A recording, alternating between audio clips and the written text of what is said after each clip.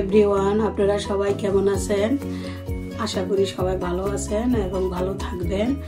আর আজকে আমি রান্না করব মিষ্টান্ন।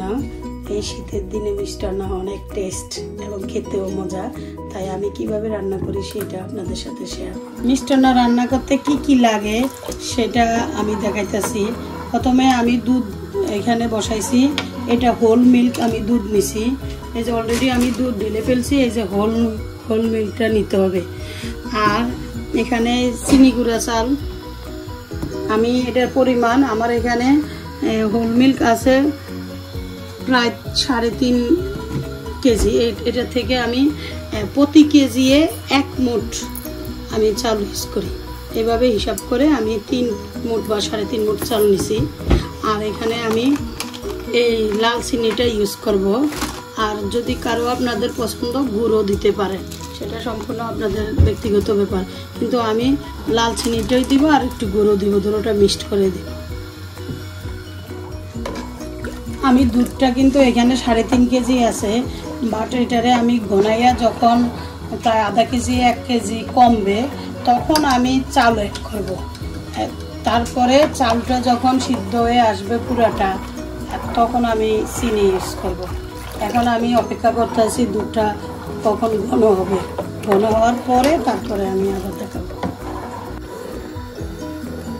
এই যে দেখুন আমার দুধটা ঘন হয়ে আসছে, অনেকখানি কমছে। এখন আমি চাউলটা অ্যাড করব।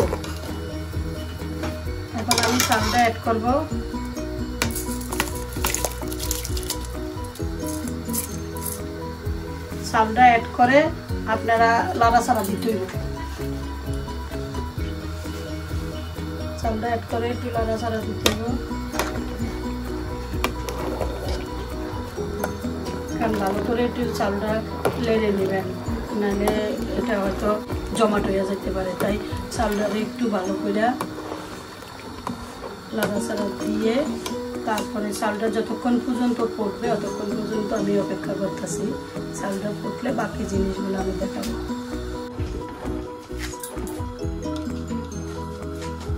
এই যে দেখুন আমার মিষ্টান্নটা ঘনায় গেছে এবং দেখুন চালও সিদ্ধ হয়ে গেছে।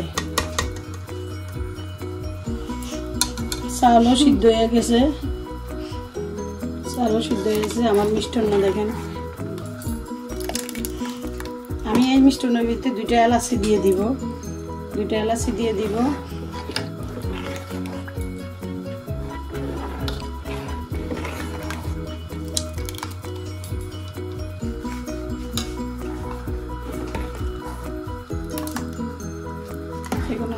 এখন আমি চিনি দিয়ে দিব। চিনিটা সম্পূর্ণ আপনারা যে যতটুকু পছন্দ করেন, কারণ আমি তেমন চিনি মিষ্টি ইউজ করি না। নর্মাল যেটা এখন বর্তমানে আসলে সবাই অতটা মিষ্টি খায় না, মিডিয়াম মানে নর্মাল যেটা, ওইটাই আমরা সবাই পছন্দ করি। তাই চিনিটা সবাই, আপনারা যদি মিষ্টি খেতে পছন্দ করেন বেশি, আর একটু বাড়িয়ে দিবেন। আর যদি মিষ্টি মিডিয়াম থাকতে চায় তাহলে বেশি না, 1 কাপ দিলে, আমি 1 কাপ দিয়েছি।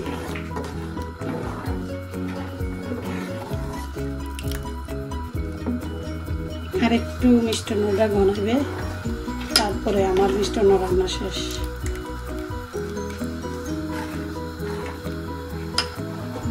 আসলে শীতকালেই পিঠা মিষ্টান্ন এগুলা ভালো লাগে। যখন মিষ্টান্ন রান্না শেষ তখন একটু হালকা ঠান্ডা হয়ে ফ্রিজে রাখলে ওই মিষ্টান্ন খাইতে অনেক মজা। গরম গরম মিষ্টান্ন খাইতে কিন্তু টেস্ট নাই, ঠান্ডাটাই মজা।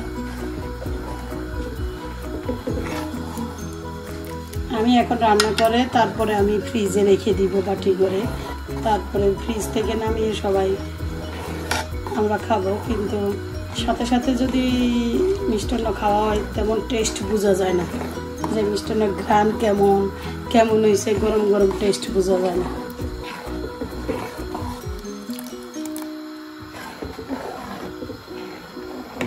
অনেক কিছু দিয়ে মিষ্টান্ন খেতে পারে, অনেকে লুচি দিয়ে খায়, অনেকে মুড়ি দিয়ে খায়, অনেকে খালি খায়, যে যেভাবে পছন্দ।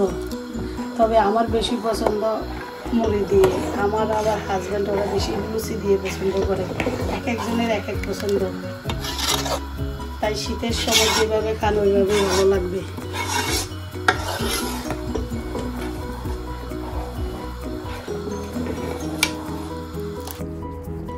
আসলে মিষ্টান্ন হইতে হইতে আমি একটু বাইরে আসছি, দরজা খুলে আমাদের সামনের সাইডে একটু দাঁড়িয়ে আমি একটু আপনাদের সাথে শেয়ার করলাম রাত্রের দৃশ্য।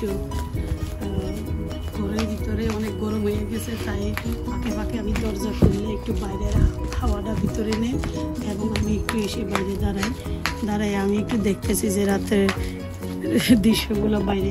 আজকের আবহাওয়াটা একটু ভালো ছিল, তারপরেও বাইরে এখন হালকা হালকা ঠান্ডা আছে, অতটা বেশি ঠান্ডা আমি বোধ করতেছি না। খুব ভালো লাগছে একটু বাইরে আসা, ভিতরে তো অনেক গরম, হিটার চলে আবার রান্না করে, তাই আমি একটু মাঝে মাঝে বাইরে এসে একটু বাইরের আওয়াজ নিই, তাই আপনাদের সাথেও বাইরের দৃশ্যগুলো শেয়ার করলাম। দেখুন আমার মিষ্টান্ন রান্না শেষ, আমি এখন বাটিতে রেখে পরিবেশন করছি, ফ্রিজে রেখে ঠান্ডা করে আমরা খাবো। আপনারাও ওইভাবে বানিয়ে খাবেন এবং শীতকালে অনেক মজা পাবেন। আর খেয়ে কেমন হয়েছে আমাকে কমেন্টস দিয়ে জানাবেন। আপনারা সবাই ভালো থাকবেন, সুস্থ থাকবেন এবং যারা যারা আমাকে সাবস্ক্রাইব করছেন ওদেরকে থ্যাংক ইউ। আর যারা করেন নাই এখনও করে ফেলুন, আর আমি যে পরবর্তী যা আপডেট দিব আপনারা তাড়াতাড়ি দেখতে পারবেন। আর ভালো থাকবেন, সুস্থ থাকবেন, বাই বাই।